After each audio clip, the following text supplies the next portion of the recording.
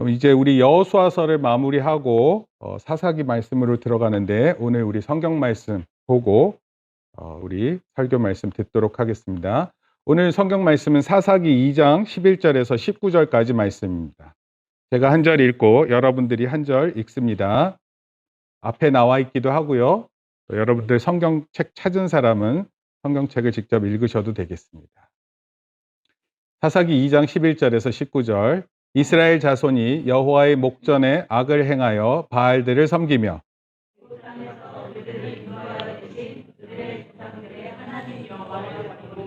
다른 신들 곧 그들의 주위에 있는 백성의 신들을 따라 그들에게 절하여 여호와를 증송하시게 하였으되. 11절에 보니까 이스라엘 사람들이 바알을 섬겼다 이렇게 표현했어요. 바알 따라합시다. 바알. 네. 바알. 발음이 그런데 바알은 그 가나안 땅의 신이었는데 이스라엘 자손이 여기 보면 11절에 여호와의 목전에서, 목전이라는 것은 눈앞에서 이런 뜻이에요. 악을 행했다 이렇게 돼 있고, 그리고 애굽 땅에서 그들을 인도하여 내신 그들의 조상들의 하나님 여호와를 버렸다 이렇게 표현했습니다. 그래서 하나님께서 어떻게 되셨겠어요?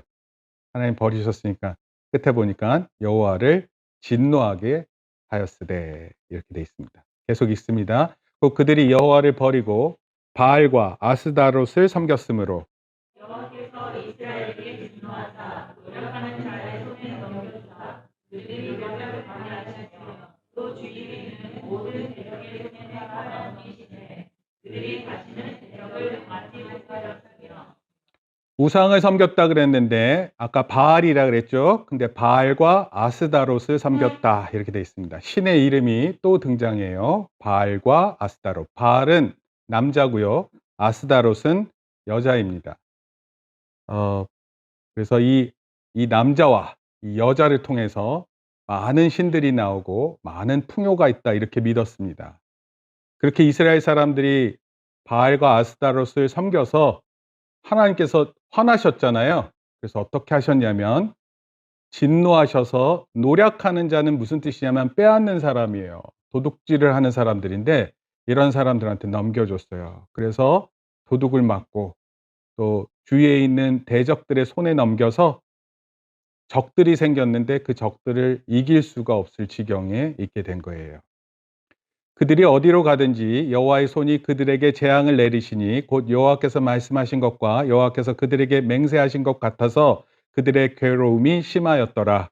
여호와께서 사사들을 세우사 노략자의 손에서 그들을 구원하게 하셨으나. 15절에 보면 또 결과가 있어요. 바알과 아스타롯을 섬겨서 어디로 가든지 재앙이 있었어요. 참 힘든 거죠, 이거. 그리고 괴로움이 심했다 이렇게 돼 있어요. 그런데 16절에 보니까 누구를 세웠어요? 사사. 따라합시다. 사사. 사사들을 세웠고 노략자의 손에서 그들을 구원했다.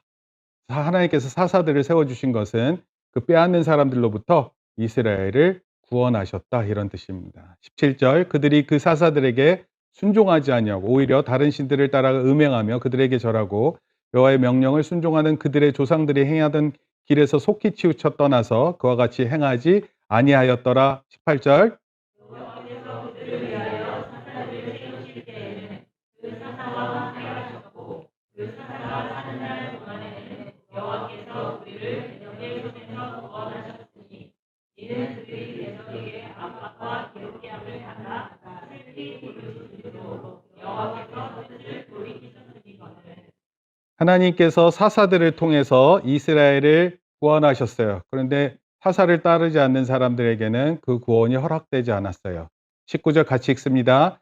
그 사사가 죽은 후에는 그들이 돌이켜 그들의 조상들보다 더욱 타락하여 다른 신들을 따라 섬기며 그들에게 절하고 그들의 행위와 폐역한 길을 그치지 아니하였으므로. 오늘 성경 말씀이 여기까지 내용입니다. 구약 성경 맨 앞에 보면 창세기, 출애굽기, 레위기, 민수기, 신명기, 여호수아, 그 다음에 사사기예요. 우리가 성경 가스펠 프로젝트라는 그 성경 공부를 통해서 설교도 듣고 또 같이 공부도 하는데 이제 여기까지 온 상태입니다. 앞에 5권 있죠. 창세기, 출애굽기, 레위기, 민수기, 신명기. 여기까지를 모세오경 그렇게 표현해요. 모세오경. 그리고 여호수아서부터 사사기, 이 오늘 2개 성경책 우리가 나가게 되는데 이 성경책은 역사서 이렇게 봅니다. 역사서. 역사의 내용으로 가득해 있어요. 창세기, 신명기도 역사서 내용이지만 모든 역사의 이야기예요. 그런데 모세가 5권의 책을 썼다는 것, 그리고 하나님으로부터 받은 율법이 있다는 의미에서 이 책 5권을 따라합시다. 모세오경. 영어로는 펜타튜크라 그래요. 펜타튜크. 펜타가 오각형이라 5개라는 뜻이거든요. 모세오경 또는 토라 따라합시다. 토라. 토라는 다른 말로 율법이에요. 그리고 이스라엘 사람들에게 있어서 이 구약의 모세오경 5권, 이 토라는 가장 중요한 말씀이에요. 신앙을 가지고 무슨 생활을 할 때 가장 그 신앙의 기본이 되는 게 뭐냐면 모세오경입니다. 그래서 이 모세오경을 가장 중요시하는 말씀 중에 하나입니다. 그러고 나서 역사서가 시작되는데 역사서가 여호수아, 사사기 이렇게 됩니다. 여호수아서는 우리가 알다시피 광야 생활을 마치고 가나안 땅에 정착하는 이야기예요. 사사기는요, 사사라는 뜻이 쇼페팀이라는 표현이에요. 쇼페팀, 이스라엘 말로. 근데 이게 재판자라는 뜻입니다. 재판자. 근데 이 재판자라는 뜻하고는 조금 맞지가 않아요. 영어로는 사사기를 judge라 그래서 심판자 이런 뜻이거든요. 심판자. 근데 2장 16절에서 18절 한번 읽어볼게요. 여호와께서 시작. 여호와께서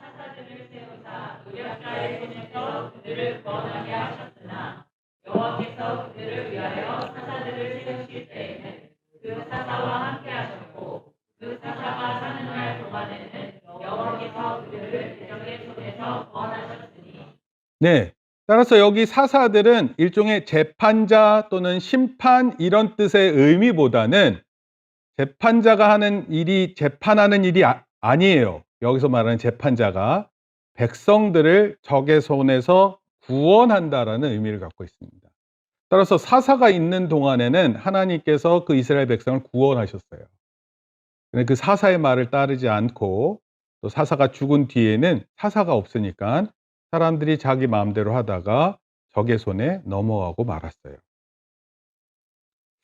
사사기를 이해하는 데 있어서 중요한 질문 하나가 있어요. 제가 학생들을 대상으로 하는 질문으로 먼저 삼아 볼게요.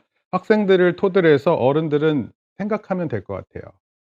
우리가 하는 공부는 어떻게 계획하고 공부하는 것일까요? 우리가 학교에서 배우는 공부 있잖아요. 도대체 어떻게 계획하고 공부하는 것일까요? 제가 이렇게 질문하니까 우리 학생들이 막 얼굴이 시선을 어디다 둬야 될지 몰라. 첫째는요. 실천 가능한 계획을 세우는 거예요. 실천 가능한. 공부하려면 내가 뭐 공부해야지 이런 계획 세워야 될 거 아니에요. 그쵸? 이런 얘기 처음 들어봐요? 네, 이런 거 이렇게 해야 돼요. 계획을 세워야 됩니다. 그리고 그 계획에 따라서 공부하면서 폭넓게 이해하는 거예요. 학교에서 뭐 배워요? 학교에서 뭐 배웁니까? 무슨 과목 배워요? 과목도 잊었어요? 무슨 과목 배웁니까? 네? 뭐라고요? 네. 우리 어른들은 어렸을 때 무슨 과목이 제일 기억나나요? 국영수. 아, 국영수가 가장 기억에 남으세요? 네. 또 어떤 과목이 있었습니까? 초등학교 때 뭐 배웠나요? 도덕. 예. 또 뭐 있습니까? 실과. 예. 실과라는 과목이 지금은 없습니다. 기가라 그래서 기술 가정. 네. 네? 실과가 있어요? 아, 초등학교가 실과. 아, 그렇구나. 실과에서 뭐 배워요? 갑자기 뭐 이렇게 실과 공부 잘하는 것처럼 하는 것 같은데 뭐 있어요, 실과가? 뭐 배웁니까? 요리 배워요? 네. 아, 기술. 네, 교련. 네, 교련. 저 고등학교 때 교련복 입고 얼룩말 무늬 그거 있어요. 그거 입고 나가서 이렇게 군사훈련, 기초 군사훈련 하듯이 하고 그랬었습니다. 그 여자분들도 교련 있으셨죠? 그래서 뭐 이렇게 붕대 감는 거, 예, 그런 거 배우시고 그랬었던 것 같아요.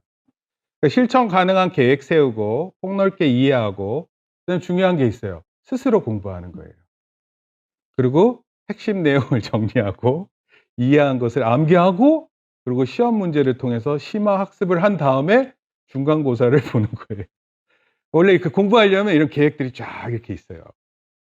그렇게 있다고 합니다. 근데 성적이 인제 떨어지는 학생들의 특징이 있대요. 좀 분석을 했어요 제가. 첫째, 성격상 약점이 있는 사람들이에요. 꼼꼼해요. 꼼꼼해서 공부를 열심히 합니다. 1 페이지만 열심히 공부해요. 뒷페이지를 못 나가요, 너무 열심히 해서. 세밀한 것을 알려다가 정작 큰 것을 보지 못합니다. 평소 잘하는 것 같아요. 근데 시험만 보면 망쳐요. 네. 두 번째, 노력을 절약하는 사람들이 있어요. 공부하면 점수가 높아져요, 쪼끔만 노력해도. 일종의 요령을 터득해서 공부하는 거예요. 네, 답만 외우는 애들. 그러나 고등학교를 진학하게 되면 이렇게 해서는 절대로 공부 성적이 나오지 않습니다. 의존적인 성향의 학생들이 있어요. 학원에 의존합니다. 주어진 것만 해요. 학원 숙제가 이거야. 중학교까지는 괜찮아요. 그런데 고등학교 올라가면 혼자서 공부하는 것을 해야 돼요. 혼자서 열심히 하는 거예요. 과시욕구가 있는 친구들이 있습니다. 자신을 과도하게 믿어요. 그래서 계획을 세웁니다. 그런데 실천하지 못해요. 그러면서 계획을 미루고 바꿉니다. 목사님이 이런 특징이었는데 예를 들어서 내일 시험이잖아요. 그러면 이렇게 마음을 먹어요. 아, 집에 가서 열심히 공부해야지. 그리고 집에 가서 밥 먹고 잡니다. 다음날 아침에 일찍 일어나서 공부해야지. 일찍 일어날까요, 안 날까요? 절대 일찍 일어나지 않습니다. 또 생각해요. 학교 가서 최대한 1 시간 열심히 공부하면 시험 문제 내가 다 배울 거라고 생각하고 공부해요. 그럼 그때 그렇게 공부가 될까요, 안 될까요? 약간 되긴 해요. 근데 시험 보면 다 모르는 문제만 나와 있습니다. 보여주기식 공부를 해요. 선생님 또는 부모님에게 내가 공부하고 있다 이걸 보여주고 싶은 거예요. 그래서 공부하는 모습을 이렇게 "제가 공부하고 있어요." 이렇게 얘기하는데 실제로 하는 공부 양은 얼마 되지 않습니다. 자, 물어볼게요. 공부 누가 계획하고 누가 하나요? 그렇죠. 내가요. 만약 공부를 계획해서 그 결과가 안 좋아지면 이 문제를 누가 생각하고 고칠까요? 내가요. 그쵸? 자신이 하고 자신이 잘못된 것을 보는 거예요. 학생들이 공부하고 시험을 보고 그 결과를 맞이하고 그 결과에 대해 반성하고 새로운 생각을 하는 이 모든 것들이 학생들이 하는 거예요. 초등학교 때는 뭐 이렇게 쉽게 하고 중학교 1 학년 때까지도 뭐 쉽게 하는 것 같아요. 그리고 중학교 2 학년, 3 학년 때 좀 열심히 하고 고등학교 가서 정말 열심히 해서 대학을 가고 그렇게 해서 자기의 미래를 만들어 갑니다. 부모님, 선생님은요, 그런 과정에 옆에서 도움을 줄 뿐이에요. 모든 계획, 과정, 결과는 학생들이 책임을 져야 돼요. 맞죠? 네. 근데 이게 학생들의 문제만이 아니에요. 우리 모두에게 해당되는 질문입니다. 그리고 이것이 사사기의 핵심 질문이에요. 우리가 인생을 계획하고 그 인생을 준비하고 나름 최선을 다해서 살아가요. 근데 그 모든 결정이 또는 가족이 내리는 결정이 그리고 그 결정에 최선을 다해서 맞이하는 그 결과를 다 우리가 또 우리 가정이 경험하고 그렇게 살아가는 거예요.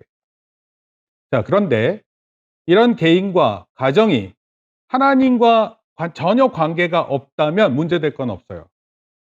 어차피 뭐 내가 실수해서 잘못하고 깨달으면 돼요. 그렇죠? 나름 그것으로 만족하면 돼요. 그러나 개인과 가족이 하는 결정이 하나님과 관계돼 있다면 이때는 조금 다른 정도가 아니에요. 심각하게 다릅니다. 사사기처럼 마찬가지예요. 사사기 시대에 살던 이스라엘 사람들에게 하나님은 어떤 마음이 있으셨을까요? 그때 당시 이스라엘 사람들을 보는 하나님의 마음이에요. 원래 이들의 조상들은 애굽의 종이었어요. 하나님은 이 애굽의 종으로 살고 있는 이 이스라엘 사람들이 불쌍했어요. 그래서 애굽에서 나오게 해 주셨어요. 그리고 광야 기간에 하나님의 법, 율법도 주셨어요. 그리고 가나안 땅으로 인도하셨어요. 그리고 그 가나안 땅에 정착할 수 있게 도와주셨어요. 이 모든 과정에서 하나님은 이스라엘에게 특별한 계획이 있으셨어요. 한번 읽어볼까요? 내가 시작. 내가 너로 큰 민족을 이루고 내게 복을 주어 내 이름을 창대하게 하리니 너는 복이 될 것이라. 네. 하나님이 이스라엘에게 그 종돼 있었던 사람들, 원래 종들은요, 시키는 일만 하지 다른 일은 안 해요. 자기가 원하는 일 할 수 없어요. 그런데 그 종된 사람들을 이끌어서 하나님의 백성이 되겠고, 하나님의 참 백성이 되어서 많은 민족의 복이 되게끔 하려고 하셨어요. 이게 하나님의 계획이었어요. 오늘 우리도 마찬가지예요. 나 한 사람이 잘 되는 것도 중요한 거예요. 그걸 위해서 노력하고 애쓰는 거예요. 그런데 하나님의 계획은 별도로 있으세요. 하나님 계획이 뭘까요? 우리 각자를 향하신 하나님의 생각과 마음이 어떠할까요? 하나님의 계획 안에서 오늘 이스라엘을 인도하셨던 것처럼 우리도 그렇게 인도하시고 계세요. 우리가 복이 되게 인도하시는 거예요. 사람의 계획은요, 사람의 생각으로 충분해요. 스스로 계획하고 또 그 계획을 잘못했을 때 스스로 반성하며 사는 거예요. 그러나 하나님의 계획이 포함된 사람의 계획은 사람의 생각으로 충분하지 않아요. 그래서 모든 계획에 하나님의 뜻이 무엇인지 아는 것이 중요해요. 나에게 주신 하나님의 뜻이 무엇일까? 이것을 아는 게 중요해요. 내가 생각하는 것도 좋지만 하나님의 뜻이 나에게 있구나. 근데 이걸 몰랐었을 때는 어떤 일이 벌어지냐면 죄의 악순환이 벌어져요.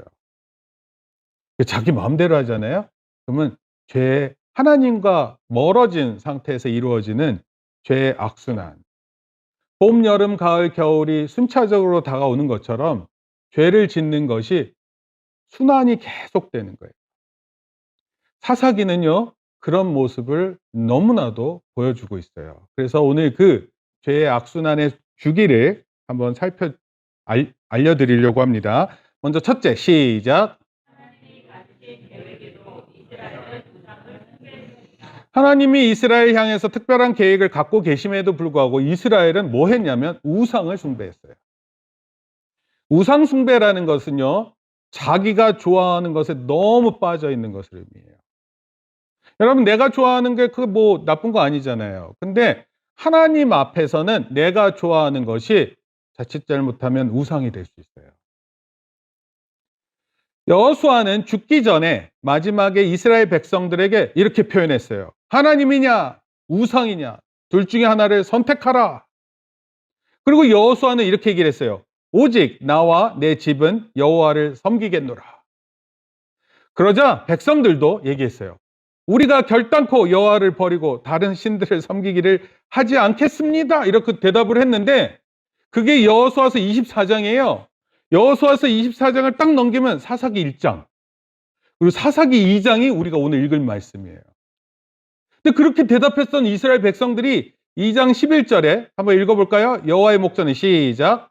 여호와의 목전에 악을 행하여 바알들을 섬기며 다른 신들에게 절하여 여호와를 진노하시게 하였으되 그들이 여호와를 버리고 바알과 아스타롯을 섬겼으므로. 네, 바알과 아스다롯을 섬겼어요. 원래 아세라라는 신이 있어요. 원래 많은 무리의 어미라는 뜻인데 이게 사라라는 의미와 같은 의미예요. 그런데 이 바알과 아세라를 통해서 나온 딸이 있는데 그 딸이 아스다롯이에요. 근데 이 아스다롯 신을 이렇게 제가 신상을 보여주려고 그랬는데 우상을 보여주는 건 너무 이미지가 강한 것 같아서. 근데 뭐냐면 이렇게 여자가 가슴을 이렇게 모으고 있습니다. 가슴이 젖을 의미하는데 젖은 일종의 풍요를 의미해요. 많은 젖을 먹었다라는 것은 많이 잘 큰다 이런 뜻이에요. 그래서 가나안 땅은 그렇게 많은 먹을 것들이 있어서 거기 있는 사람들이 풍요롭게 살아간다 이런 뜻이에요. 그런데 이스라엘 백성들이 이 바알과 아스다롯을 섬기는 것입니다. 하나님이 안 계신다면 우리가 가진 최선의 노력이 중요한 거예요. 뭘 묻는지 상관없어요. 바알을 믿든지 아스타롯. 근데 하나님이 계신다면 이것은 정말 위험한 것일 수 있어요. 이스라엘 백성들은요, 여호수아와 맺은 약속을 다 잊어먹었습니다. 그리고 하나님 앞에서 우상 숭배를 했어요. 목전이라는 표현을 했는데 보고 있는데 그 앞에서 잘못을 저지르는 거예요. 중학교 때 올라가면 아이들이 욕을 배웁니다. 욕이요, 습관화돼요. 이 욕이 습관화돼서 어른이 있는데도 욕이 나와요. 장소를 가리지 않습니다. 여러분 조심해야 돼요, 그런 거는. 그렇죠? 제가 진짜 놀란 건 초등학교 2학년 애들이 2학년 애들이 욕할 것 같아요, 안 할 것 같아요? 하죠? 네. 되게 당연한 것처럼. 그래서 너무 놀랐습니다. 초등학교 2학년. 2학년 손 들어 보세요, 2학년. 욕하나요? 안 해요? 네. 1학년이요? 1학년 욕해요? 학교에서 애들 욕해요? 안 해요? 네. 그때까지는 착한가 봐요. 3학년 욕하나요? 3학년 어디 있어요? 3학년. 네, 욕해요? 예. 3학년 욕. 4학년 욕합니까? 4학년 욕합니다. 중학교 1학년 욕하나요? 네. 아주 그냥 과도하게 머리를 흔들. 중학교 3학년 욕하나요? 중학교 3학년? 3학년? 민서 욕하나요, 애들이? 네, 많이 하죠. 고등학교 욕하나요? 장예린? 네. 고3 욕하나요? 네. 대학교 욕하나요? 네, 욕하죠. 가리지 않습니다. 영적 기억 상실 이렇게 표현할 수 있을 것 같아요. 이스라엘이 다 까먹었어요. 이전에 있었던 일 다 까먹습니다. 그러고 나서 결정한 게 뭐냐면 자기 마음대로 살아가는 거예요. 사사기 21장 25절. 이거 우리가 나중에 읽어보긴 할 텐데 여기 한번 읽어볼까요? 그때 시작. 이스라엘의 왕이 없으므로 사람이 각기 자기의 주변에 모든 대로 행하였더라. 소견이라는 건 자기 보이는 대로, 자기 눈에 보이는 것, 눈에 보이면 좋은 것들, 이건 아닌 거, 이렇게 생각하는 대로 사는 거예요. 자기 마음대로 산다, 이런 뜻입니다. 하나님을 믿는 사람들이 경험한 한 자기 마음대로 사는 경우가 있는가? 하나님을 믿는데 자기 마음으로 살 수 있을까요? 네, 살 수 있어요. 어떤 문제에 대해서 기도했어요. 기도했는데 응답이 없습니다. 그러면 그 응답이 없을 때 어떻게 생각할까요, 사람들이? 기도했는데 응답이 없어요. 네? 기도했는데 응답이 없으면 어떤 뜻입니까? 생각하는 게 있어요. 네. 대부분 자신이 가진 대답 중에서 정하게 돼요. 하나님께 물어봤는데, 그리고 자신이 가진 최고의 답이 무엇인지 생각한 다음에 결정합니다. 한번 예를 들어볼게요. 아브라함에게 아들이 없었어요. 너무 아들이 안 생겼습니다. 아내 사라 나이도 많았어요. 더 이상 아들을 낳을 수 없다고 생각했어요. 그때 아브라함과 사라는 여종 하가를 통해 아들 낳는 것을 생각했고 실행했습니다. 그런데 하나님은 전혀 다른 계획을 갖고 계십니다. 그럼 여기에 문제가 있어요. 사라를 통해 아들을 낳는 것이었어요. 하나님의 계획은 못 낳을 것 같은 여자를 통해서 아들을 낳는 것이었어요. 만약 이런 식으로 하나님의 계획과 우리 계획의 차이가 벌어지기 시작하면 우리가 나이 들었을 때 하나님과 얼마나 격차가 나는 것을 경험할까요? 이스라엘의 선택과 결정은 우상숭배였어요. 그리고 하나님은 이를 매우 싫어하셨습니다. 긴장감 100배 노래가 들어오고 하나님 정말 싫어하셨어요. 그러니까 첫 번째 사이클이 뭐예요? 이스라엘이 우상을 숭배하는 거예요. 둘째, 시작. 하나님께서 자신의 백성을 적의 손에 넘기셨습니다. 우상을 섬긴 다음에 무슨 일이 일어났어요? 하나님께서 자기 백성들, 이스라엘을 적의 손에 넘겼습니다. 하나님을 반역한 결과는 무엇일까요? 이스라엘이 바알과 아스다롯을 섬기자 하나님은 정말 화가 나셨어요. 그래서 이스라엘이 적의 공격을 받게 하셨어요. 도둑맞게 하셨어요. 그리고 어딜 가든지 재앙이 있게 하셨어요. 생각해 보세요. 적의 공격을 받는다. 그러니까 오늘날 우리 지금 대한민국 사회 자체 안에서 전쟁을 경험하진 않아요. 그렇지만 우리는 휴전 중에 있어요. 전쟁이 아직 끝이 난 게 아니에요. 엄격하게 말하면 전쟁 중 사이에 잠깐 휴식할 뿐이에요. 언제든지 전쟁이 일어나도 그것은 틀린 게 아니에요. 근데 전 세계를 보면 아직도 심각한 전쟁 가운데 놓여져 있어요.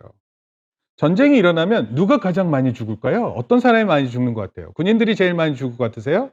아닙니다. 민간인이 정말 많이 죽습니다. 민간인들 중에서 누가 많이 죽을까요? 어린 애들이에요. 또는 나이 드신 분들.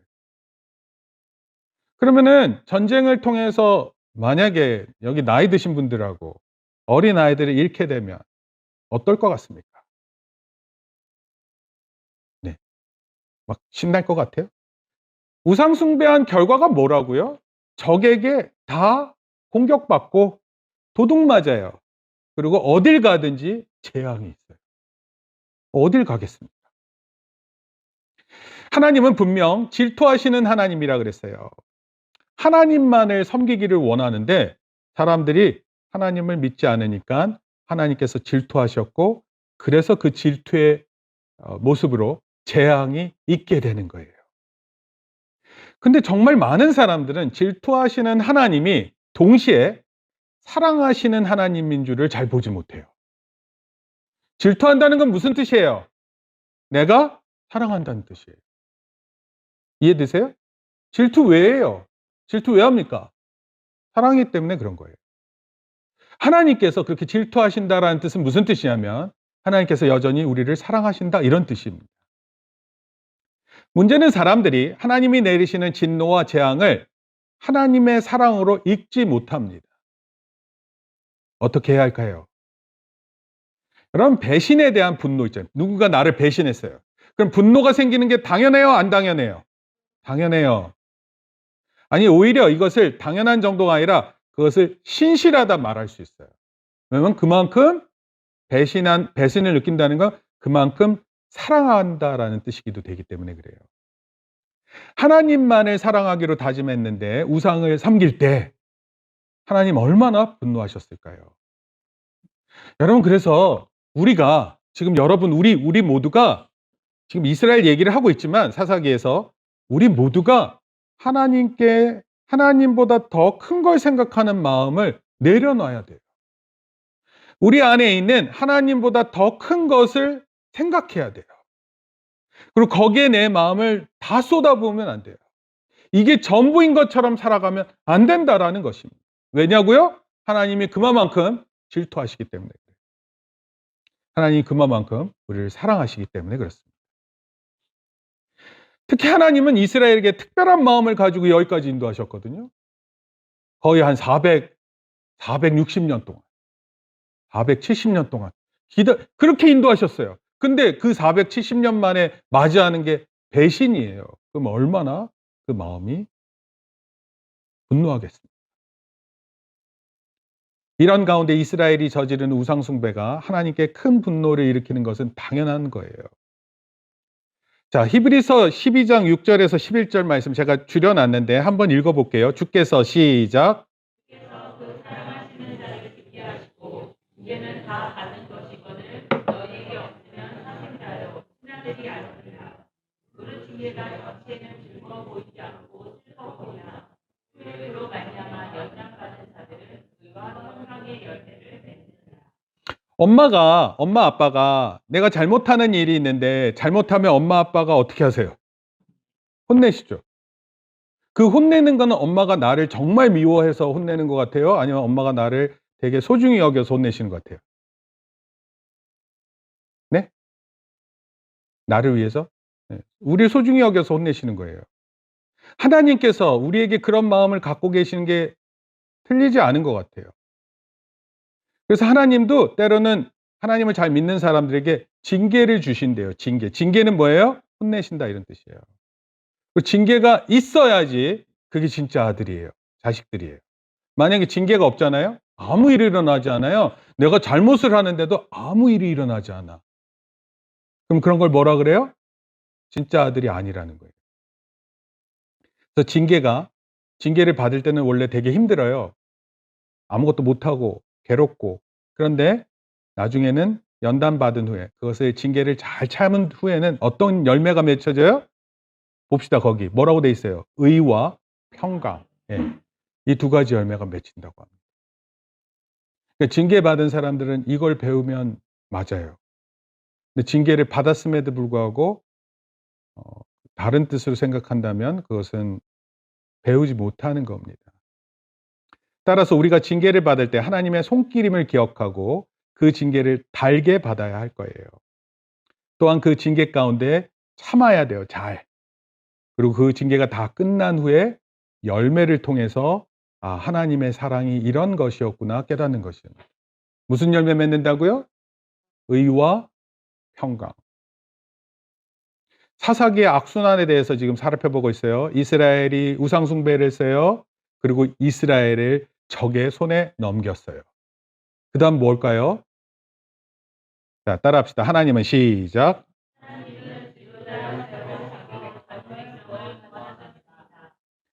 적의 손에 넘겨주면 힘들잖아요. 이거 하나님 징계 아니에요. 그런데 그때 하나님께서 지도자를 또는 사사를 세워서 자기 백성을 구원하세요. 죄를 지은 사람은요, 선을 이룰 능력을 완전히 잃었어요. 따라서 자신의 힘으로 회개하는 것이 쉽지 않아요. 제가 이 예를 좀 들게요. 법정에서 자기 죄를 인정하는 표현을 너무 쉽게 하잖아요. 그러면 판결이 너무 뻔해져요. 될 수 있으면 죄를 지었다 하더라도 죄를 빨리 인정하지 말라고 합니다. 나중에 가서 죄를 인정해도 되는 만큼 될 수 있으면 미리 안 해도 된다는 거예요. 교통사고 예를 들면 이래요. 죄송합니다. 잘못했습니다. 제 과실입니다. 이렇게 얘기를 하는 순간 벌써 그 교통사고의 책임이 딱 결정돼요. 그래서 될 수 있으면 보험회사가 뭐라고 얘기를 하냐면 절대로 내 과실이라는 얘기를 하지 말라는 거예요. 그리고 보험회사끼리 서로 만나서 과실을 따져서 이게 어떻게 해서든지 100대 0이 되지 않게끔 만들려고 되게 노력을 합니다. 그래서 원래 죄를 짓고라도 죄를 졌다고 말하면 안 됩니다. 이게 요즘 세상의 이야기예요. 정말 많은 사람들이 특히 정치인들 보면 가능한 자기 잘못과 반성을 절대로 인정하지 않습니다. 무섭습니다. 어쩌면 이럴 수 있을까? 이런 사람들이 자기 죄를 보고 자기 반성에 이른다고요? 하나님께 회개할 수 있는 마음이 생길 것 같습니까? 절대로 안 생깁니다.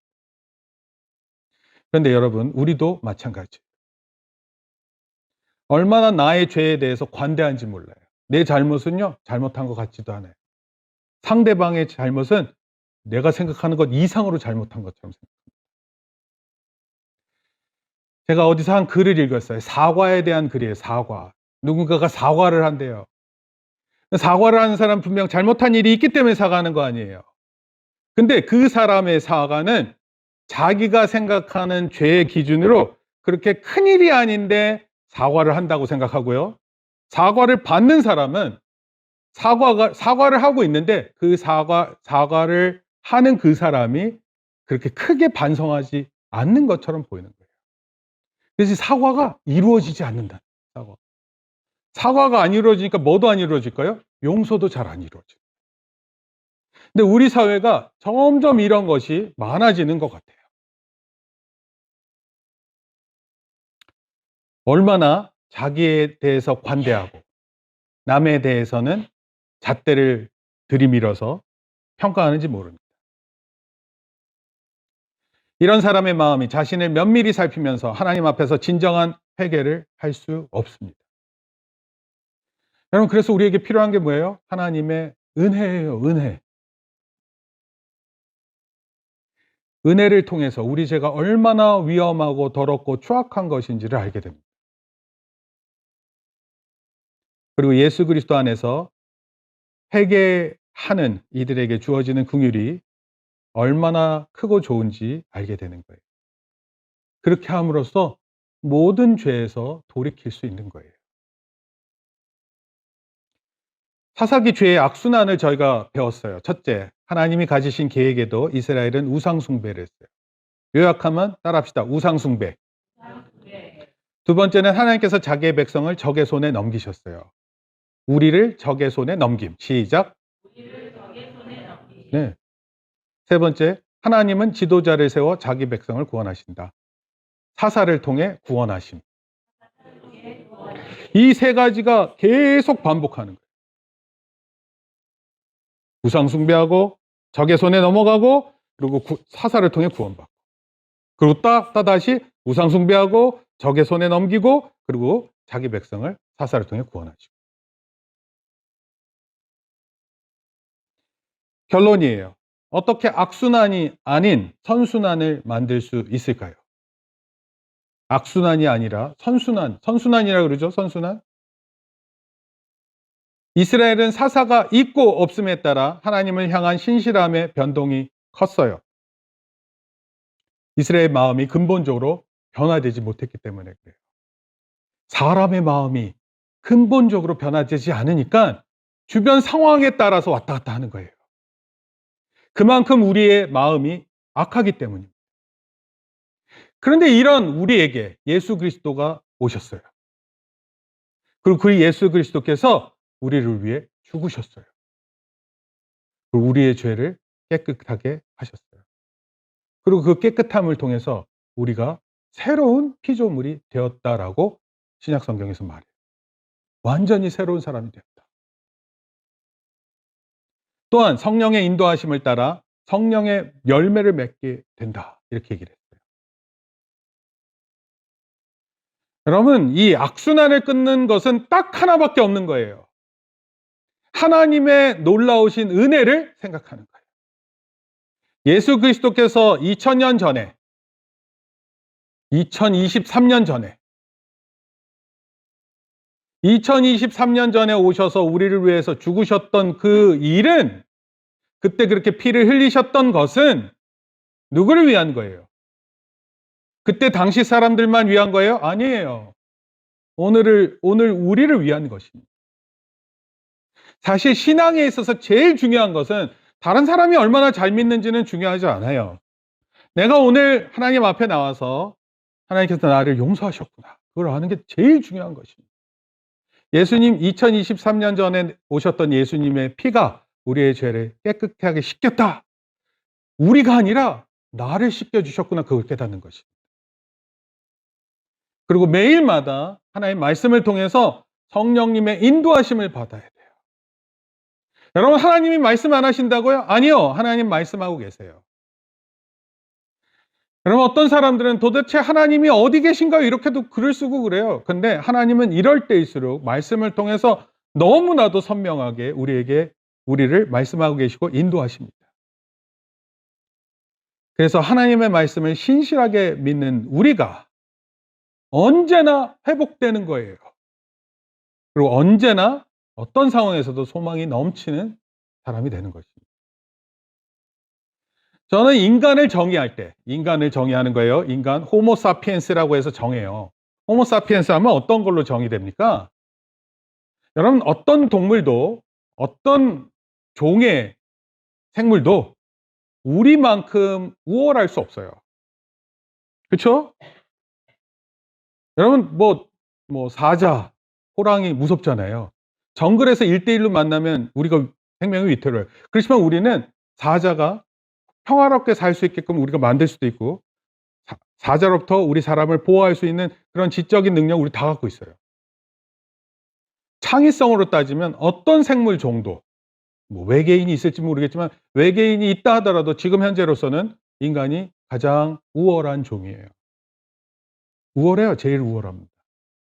근데 이 우월함이 중요한 게 아니라, 호모사피엔스가 중요한 게 아니라 예수 그리스도를 통해 죄 씻음을 받고 성령님의 인도함을 받는, 그거 제가 정의를 내리고 싶어요. 그 정의. 그 호모사피엔스 말고요. 호모 에렉투스 말고, 호모 네안데르탈인 말고, 호모 스피리투스, 성령의 인도하심을 받는 그 인간, 그 새로운 창조물, 그런 사람이 되어야 된다. 그래야 악순환이 끊어지고 선순환이 된다.